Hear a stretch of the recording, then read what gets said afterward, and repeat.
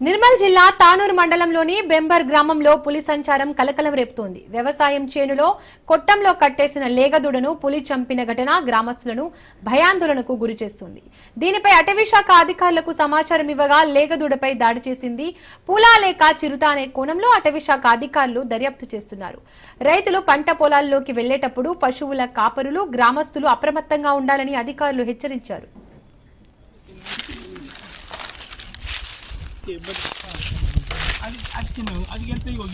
అది